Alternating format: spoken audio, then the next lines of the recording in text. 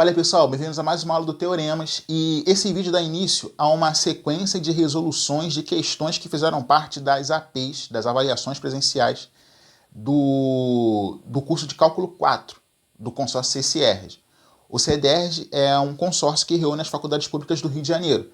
Tem vários cursos e tal, e na grade de boa parte desses cursos aí consta o Cálculo 4, que na maioria dos cursos, na maioria das faculdades, é o correspondente ao cálculo 3, mas aqui recebe o nome de cálculo 4, mas o conteúdo programático é o mesmo.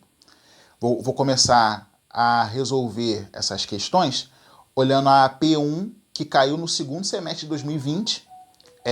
A ideia dessa playlist aí é dar suporte para os alunos desse consórcio e, claro, propagar o estudo da matemática e a análise sobre essa parte super interessante do cálculo, que é quando a gente olha para funções de várias variáveis.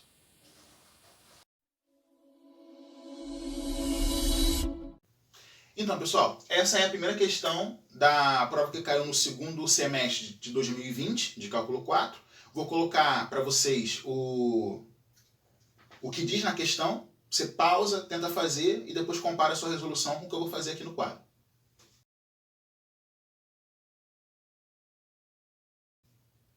Bacana. Então, ele dá essa integral dupla aqui pra gente, certo? E aí, essa parte do cálculo é muito interessante, claro, e também muito geométrica. Por isso que é importante no seu curso você dar atenção especial aí à geometria analítica. Alguns cursos separam, né? Geometria analítica 1 e 2, para falar no R2 ou no R3, né? Tem cursos que juntam álgebra linear com geometria analítica e tal, mas é bacana você ter atenção nessa parte, porque existem outras partes do curso, seja de matemática, de física, umas partes de engenharia também, quando aprofundam mais nessas partes de exatas e tal, você esbarra em situações que tem uma interpretação geométrica muito importante, certo? Essa parte aqui do cálculo 4, eu acho que é uma ferramenta super necessária. Eu prefiro sempre, em cada questão que eu faço, desenhar a região ou o sólido que a questão me dá. É o que eu vou fazer aqui agora. Bacana. Quando a gente pega aqui essa situação que a questão nos deu, você cai numa integral inteirada, que já tem uma aula aqui no canal falando sobre isso. E a ideia é você reparar, quando eu quero desenhar a região onde essa integral está sendo definida, eu ver a ordem que aparece aqui os elementos infinitesimais, o dy e o dx. Bacana? Porque a ordem que eles aparecem vão corresponder às ordens que esses limites de integração aparecem aqui também. Bacana? Se aqui o primeiro é o dy, é porque essa primeira integral aqui, ela está se referindo à variável y. Se aqui no final eu tenho dx, é porque essa integral está se referindo à variável x. Ou seja, posso dizer logo de cara que o y ele está num intervalo fechado que vai de x até o raiz de 3. Enquanto o x está num intervalo também fechado que vai do 0 até o raiz de 3. Bacana? Nessa situação aqui, a gente tem o que é chamado aí de tipo 1 para descrever essa região. Porque você tem o x variando num intervalo de extremos constantes, de extremos que você sabe o valor, né? 0 e raiz de 3, enquanto o y ele está num intervalo onde pelo menos um dos extremos aí depende de x. Entende? Aí tá, eu olho para esse integrando aqui. Começando a derivar em y, eu poderia a integrar em y, eu poderia fazer uma relação aqui, usando a técnica da substituição trigonométrica. Para fazer isso aqui, daria mais trabalho, eu teria que envolver outras técnicas depois. Uma saída bacana é a gente desenhar essa região definida por esses extremos aqui e ver se eu posso passar do tipo 1 para o tipo 2. Talvez no tipo 2 fique mais fácil. Bacana. Vou olhar aqui então, ó. O y ele varia, né, desse x até o raiz de 3. Fazendo as questões, você consegue perceber que o que você tem é que no limite inferior você tem o y igual a x. No limite superior você tem o y igual a raiz de 3. Ou seja, eu sei que aparece aí a tal função identidade, ou a bissetriz dos quadrantes ímpares.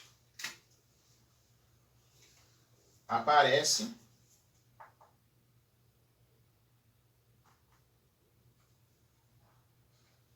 essa reta aqui. Como é que eu sei? Porque olhando para esses extremos, eu vejo que o y varia entre duas retas. Como assim? Na reta y igual a x e na reta y igual a raiz de 3. Essa reta é uma reta horizontal, paralela ao eixo x, enquanto que a reta y igual a x é uma função que a gente já conhece, né? Que é a função de identidade, como eu já falei. Bacana. Então, ó, aí eu vejo que o y, então, ele vai dessa reta, ele varia, né, dessa reta aí, do y igual a x, até a outra ali, que é o y igual a raiz de 3.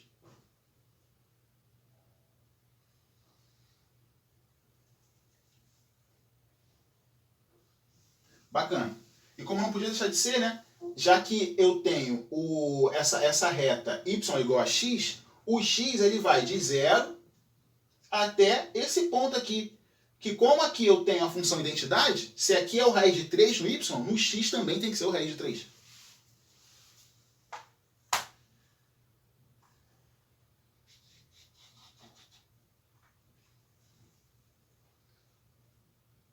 Bacana. Então, ó, a região que eu quero, a região que ele me deu aí nessa integral, é essa região aqui, ó.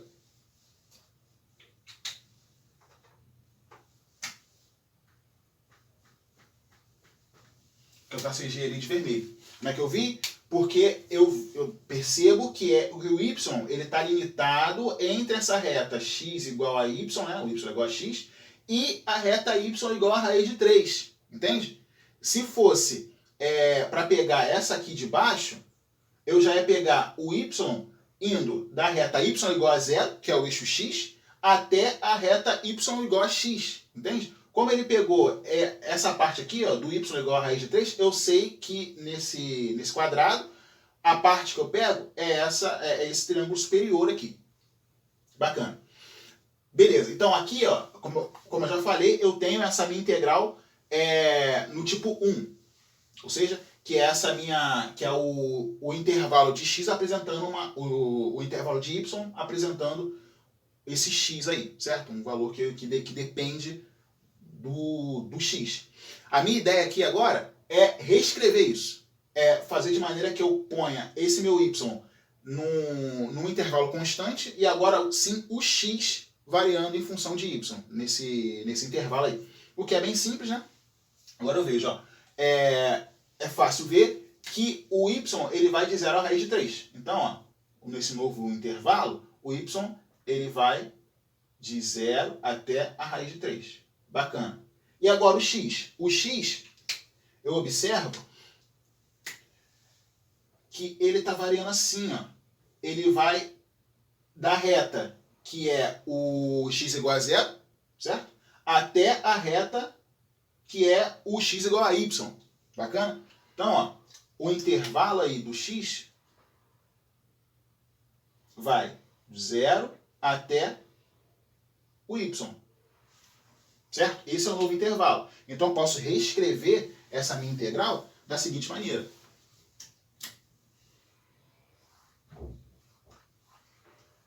Essa integral i, 18 vezes. Aí, ó, agora eu vou colocar o y lá no final. Então, vai, ó, de 0 à raiz de 3, 0 à raiz de 3. Agora, essa outra integral aqui, ela vai se referir ao intervalo do x, que vai de 0 a y. Bacana. No meu integrando, eu continuo a mesma relação, x ao quadrado, vezes raiz de 16 mais y à quarta. E agora, muda a ordem dos elementos de área aqui, ó. Vai ficar dx, dy. E aí faço, dessa forma vai ficar mais tranquilo. Olha só.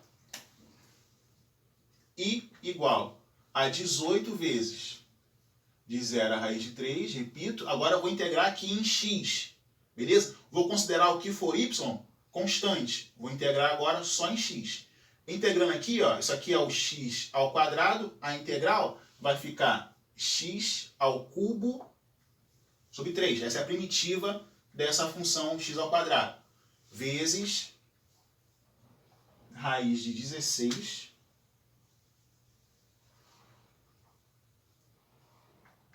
mais y à quarta. Isso, o x indo de 0 a y, e ele fora mantém o dy. Bacana? Para resolver isso, quando eu puser o 0 aqui no lugar do x, vai zerar tudo. Colocando o y, vai ficar o y ao cubo. Vou colocar esse 3 para fora. Vai ficar então, ó, i igual a 18 dividido por 3 vezes integral de 0 a raiz de 3, y ao cubo, raiz de 16, mais y à quarta, dy. Bacana? Agora, ó, fica fácil ver que o que está dentro, se eu derivar, eu vou encontrar justamente essa relação que está fora, o y ao cubo. É essa visão que vai me permitir aplicar essa situação aqui, ó, uma substituição simples. Bacana? Posso falar, ó, que esse 16 mais y à quarta é igual a u. Bacana? Enquanto que o du, então, vai ser igual a 4y ao cubo dy du. Bacana? Posso passar esse 4 para lá dividindo, para ficar somente com u ao cubo, com y ao cubo dy. Passando para lá dividindo, ó, 4. E aí, substituo aqui.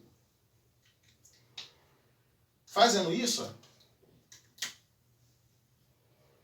o i é igual. Simplificando aqui, o 18 com o 3 fica 6 vezes integral. E aí, repara, eu também tenho que mudar os limites de integração. Quando o y vale 0, o u vai dar 16. Quando esse y vale raiz de 3, o u vai dar 25. Bacana? Aí, ó, vou colocar esse 4 já aqui fora, tá? 6 dividido por 4. Aí, aqui, ó, vai ficar a raiz de u, né? Que eu posso colocar u elevado a 1 sobre 2. Du. Beleza? Igual. Resolvendo isso aqui, ó, posso simplificar aqui por 2, né? Vai ficar 3 sobre 2. Resolvendo esse nosso integrando aqui, ó, como eu tenho u elevado a 1 sobre 2, isso antes era para ser u elevado a 3 sobre 2, né? Porque 3 sobre 2 menos 1 vai dar justamente 1 sobre 2. Para compensar o fato de não aparecer esse 3 sobre 2 aqui, eu multiplico por 1 2/3, né? Ou divido por 3 sobre 2. Mantém a primeira, multiplica pelo negócio da segunda, vai dar isso aí. E isso no intervalo de 16 a 25. Bacana? Vou poder cortar aqui, ó, 2 com 2, 3 com 3. Colocando no lugar do u o 25, vai ficar então 25 elevado a 3 sobre 2. Lembrando que esse denominador equivale ao índice da raiz, não é isso? Então vai ficar raiz quadrada de 25 ao cubo. Isso é 5 ao cubo. O i igual a 5 ao cubo, menos, aí vai ficar de novo, colocando no o 16, vai ficar então raiz quadrada de 16 ao cubo, que é 4 ao cubo. Isso vai dar então 125 menos 64. 125 menos 64, e isso vai dar 61. Bacana? Não falou nada que era área, não falou que era massa, nem nada disso, então eu não vou colocar unidade nenhuma, só vou colocar o valor que eu encontrei ali. Bacana? Então, vimos aí como resolver questões desse tipo. certo? Uma sugestão minha é sempre desenhar essa região onde você vai calcular a sua integral dupla, de maneira que você consiga visualizar melhor onde você vai trabalhar e possibilite também que você mude, se precisar, os intervalos de integração. Bacana? Então, na próxima aula, no próximo vídeo aí, eu vou gravar a resolução da segunda questão dessa prova. Abraço e até a próxima.